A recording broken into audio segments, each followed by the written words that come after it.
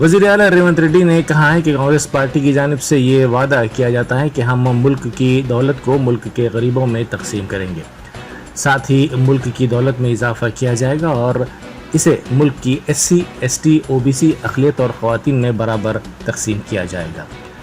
उन्होंने कहा कि आइन मुल्क में सबसे ज़्यादा अहमियत का हामिल है और आइन के ज़रिए तमाम को तहफ़्फ़ुज़ हासिल है। वज़ीर आज़म मोदी मुल्क की दौलत को लूट कर गुजरात के सनतकारों को दे रहे हैं। सनतकारों के लाखों करोड़ रुपए के कर्ज़जात भी माफ़ कर दिए गए हैं। किसानों के कर्ज़जात माफ़ नहीं किए गए हैं। नौजवानों को कर्ज़ नहीं दिया जा रहा है। तलबा को तालीमी कर्ज़ के लिए मुश्किलात का सामना करना पड़ रहा है।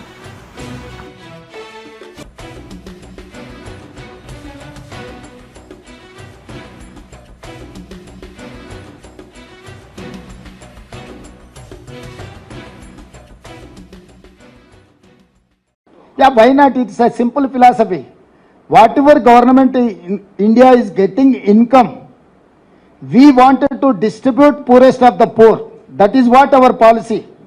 We are not going to take any individual property. Again, I'm assuring you, every individual is having their constitutional protection. No one can snatch anyone's property, including father property, son cannot snatch. Brother property, younger brother cannot snatch. Husband property, wife or wife property, husband cannot snatch. The constitutional protection is there.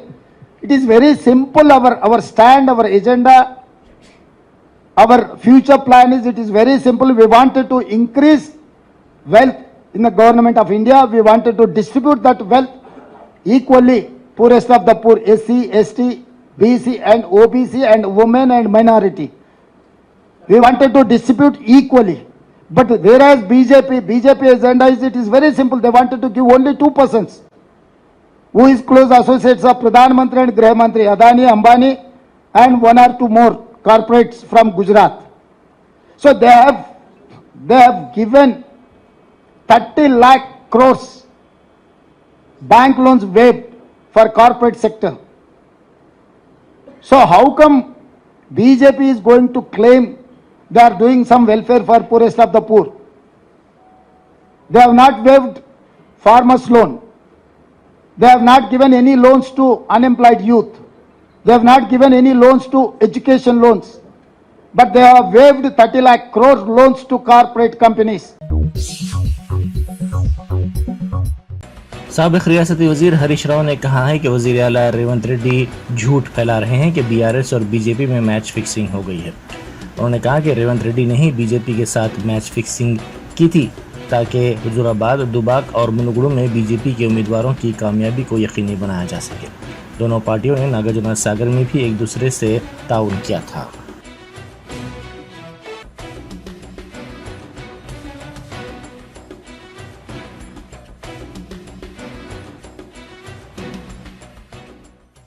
Press meet లో ఏమంటారంటే BRS party BJP match fixing చేసుకుందని ఇవాళ ఆయన ఆరోపణ చేశారు. ఆయన తీరెట్లుందంటే వెనకటికట దొంగతనం చేసిన దొంగనే దొంగ దొంగ అని గట్టిగా అరుచుకుంటూ ఉరికిండట. ఇవాళ రేవంత్ రెడ్డి తీరు కూడా అట్లే ఉంది.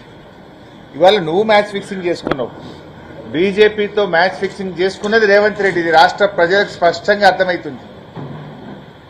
ఇవాళ హుజూరాబాద్ ఎన్నికల్లో ఏం చేసినావు నువ్వు? ఆ రోజు హుజూరాబాద్ ఉప ఎన్నికలు జరిగితే వీక్ క్యాండిడేట్స్ ను పెట్టి కాంగ్రెస్ డిపాజిట్ జప్తయ్యేటట్టు చూసి బీజేపీ గెలుపుకు సహకరించింది నువ్వు. దుబ్బాక ఉప ఎన్నికల్లో గాని, మునుగోడు ఉప ఎన్నికల్లో గాని, హుజూరాబాద్ ఉప ఎన్నికల్లో 3 చోట్ల నీ కాంగ్రెస్ పార్టీ డిపాజిట్ ఎందుకు పోయింది?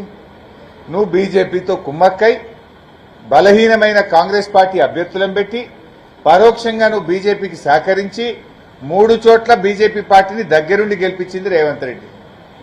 దానికి ప్రతిఫలంగా నాగార్జున సాగర్ లో మీరు అక్కడ కూడా సహకరించుకున్నారు ఇద్దరు. ఈ రకంగా ఇలా బలహీనమైనటువంటి అభ్యర్థులను పెడుతూ నాగార్జున సాగర్ లో ఏమైంది? బీజేపీ బలహీనమైన అభ్యర్థి పెడితే బీజేపీ డిపాజిట్ పోయింది. అంటే మీరిద్దరు మ్యాచ్ ఫిక్సింగ్ ల ఆట గత కొంతకాలంగా ఆడుతూ ఉన్నారు. ఇప్పుడు కూడా రేవంత్ రెడ్డి భయంతో ఏం మాట్లాడుతున్నాడు? బీఆర్ఎస్ బీజేపీ కలిసిందట, బీజేపీ రేపు రిజర్వేషన్లు ఎత్తేయడానికి బీఆర్ఎస్ సహకరిస్తుంది అని మాట్లాడితే ఇది మతిలేని మాటలా, అతి తెలివి మాటలా? రేవంత్ రెడ్డి గారికి అయితే మతి మరపన్న అయి ఉండాలి, లేదా అతి తెలివన్న అయి ఉండాలి. बीजेपी के हल्का लोकसभा निजामाबाद के उम्मीदवार अरविंद धर्मापुरी ने कांग्रेस के एमएलसी जीवन रेड्डी पर शदीद तनकीद की। उन्होंने इस सिलसिले में जारी वीडियो में कहा कि गल्फ बोर्ड निजाम शुगर फैक्ट्री के अहिया के वादे रियासती हुकूमत के दायरे कार में हैं। जीवन रेड्डी इन वादों पर अमल को यकीनी बना सकते थे, ताहम उन्होंने अब तक ऐसा नहीं किया।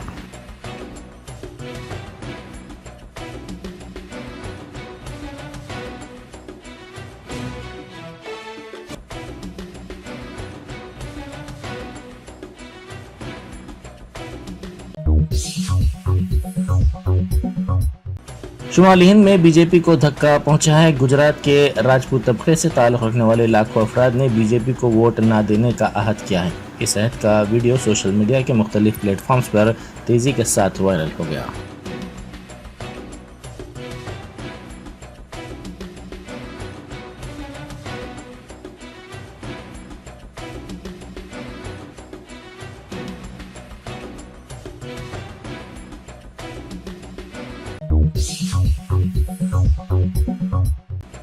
कांग्रेस के सीनियर कायद संपत कुमार ने रिमार्क किया कि बीजेपी मजहब की बुनियाद पर इश्तियाल अंगेजी के जरिए लोकसभा इंतखाबात में कामयाबी हासिल करना चाहती है।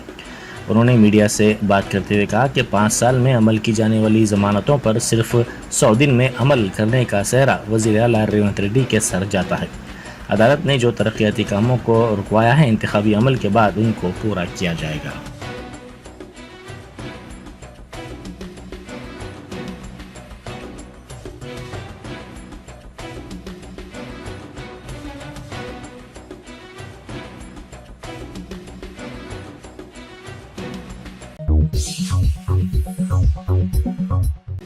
अकबरुद्दीन ओवैसी कायद मजलिस मुखर्रना पार्टी ने कहा है कि चावल, दाल, तेल, तरकारी, अदरक, लहसुन महंगा ज़रूर हुआ है। सवाल ये पैदा होता है कि जब कीमत में इजाफा हो रहा है तो किसान क्यों एहतजाज कर रहे हैं, किसान खुदकुशी क्यों कर रहे हैं। उन्होंने इंतखाबी जलसे से खिताब करते हुए कहा कि मांग के साथ साथ पैदावार भी बढ़ रही है। तेलंगाना को चावल का मरकज़ कहा जाता है। तेलंगाना में चावल सस्ता होना चाहिए था मगर नहीं हुआ है। किसानों को उसकी मेहनत का मुआवजा सही तौर पर नहीं मिल पा रहा है।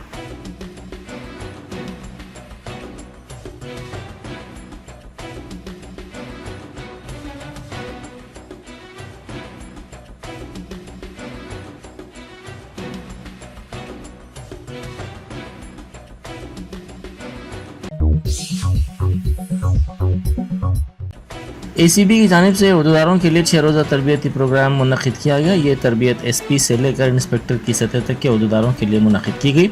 इस तरबियती प्रोग्राम में इंसदाद रिश्वत सतानी कानून, तहक़ीक़ात के दौरान की जाने वाली एहतियात, रिश्वतखोर उहदेदारों को जाल में फंसाने के तरीक़ेकार, गैर महसूबा ससजात के मामलात का अहाता किया गया।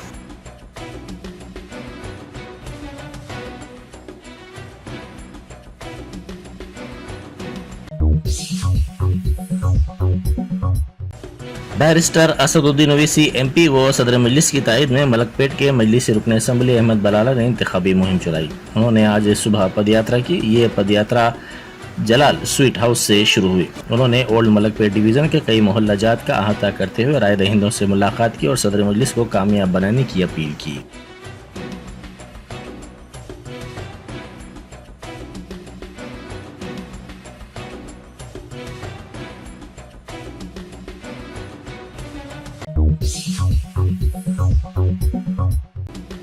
साइकिलिंग कम्युनिटी हैदराबाद ने हमडा और HGCH के साथ इश्तराक किया है ताकि सकाफती विरसे के हामिल मूसा नदी की बहाली के काम अंजाम दिए जा सके।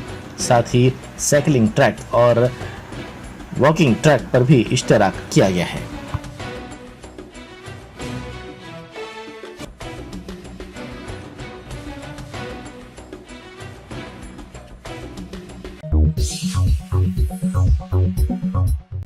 डॉक्टर लुबना सरवत ने विद्यार्थी राजकीय पार्टी की उम्मीदवार के तौर पर हल्का लोकसभा हैदराबाद से पर्चा नामजदगी दाखिल किया।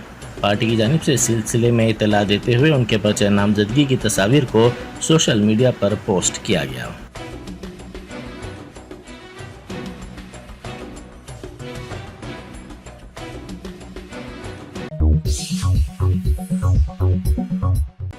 बैरिस्टर असदुद्दीन ओवैसी MP व सदर मजलिस की तायद में डॉक्टर नूरुद्दीन ओवैसी ट्रस्टी सालर मिलत एजुकेशन ट्रस्ट ने गाजी मिलत कॉलोनी चंद्रायन गुट्टा में इंतखाबी मुहिम चलाई। उन्होंने राय दहिंदों से मुलाकात करते हुए सदर मजलिस के हक में वोट के इस्तेमाल की अपील की।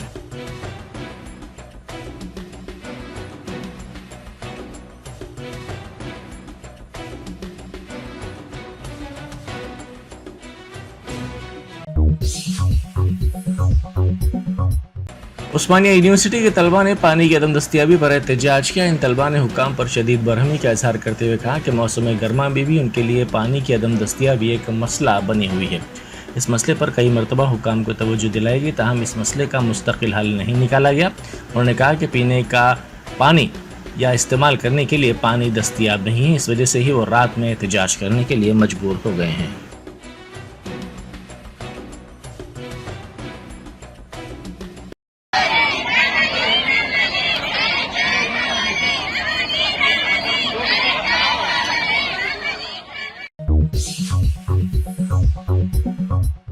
बैरिस्टर असदुद्दीन ओवैसी MP व सदर कुल हिंद मजलिस इत्तेहादुल मुस्लिमीन व उम्मीदवार हल्के लोकसभा हैदराबाद की तायद में कौसर मुहिउद्दीन रुकन असम्बली कारवान ने आज मुख्तलिफ इलाकों में पैदल दौरा करते हुए इंतखाबी मुहिम चलाई। उन्होंने गोलकुंडा के फतेह दरवाज़ा, नूरानी मस्जिद, कुमारवाड़ी, अतीक रज़ा मेडिकल सब लेंस, हॉस्टल की गलियों और दीगर इलाकों का अहाता करते हुए राय दहिंदों से फर्दन मुलाकात की और अपने वोट का इस्तेमाल सदर मजलिस के हक में करने की अपील की।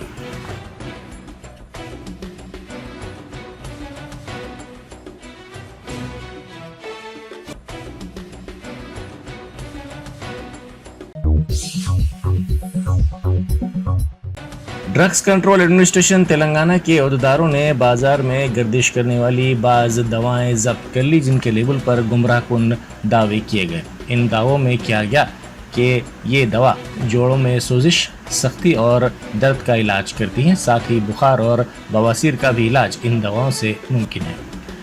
हिमालय कंपनी के जरिए तैयार करदा एक आयुर्वेदिक दवा को गुमराहकुन इश्तिहारात देने पर जब्त कर लिया गया है। वाज़ेह है कि किसी भी इलाज के सिलसिले में दवा की तशहीर पर पाबंदी आयद है और इसकी खिलाफ वर्जी करने पर यह दवा जब्त की जा रही है।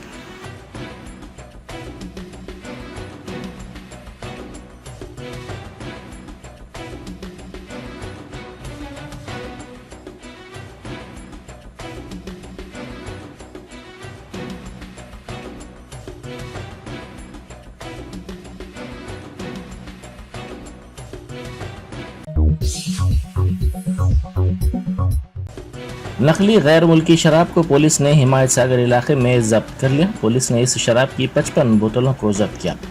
शमसाबाद आबकारी के अहदेदारों ने 2 अफराद को इस सिलसिले में गिरफ्तार कर लिया। हिमायत सागर में गाड़ियों की तलाशी के दौरान ये कार्रवाई की गई।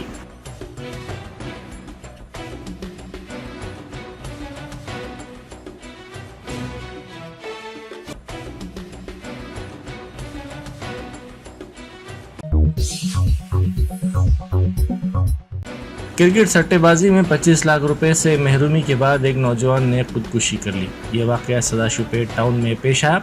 इस बीटेक तालिब इल्म की शिनाख्त 25 साला विनीत के तौर पर की गई है। इसने 25 लाख रुपए का कर्ज लिया था और क्रिकेट बीटिंग में वो ये रकम हार गया, जिसके बाद वो मायूस हो गया। इसी मायूसी के आलम में इसने अपने मकान में सीलिंग फैन से फांसी लेकर खुदकुशी कर ली।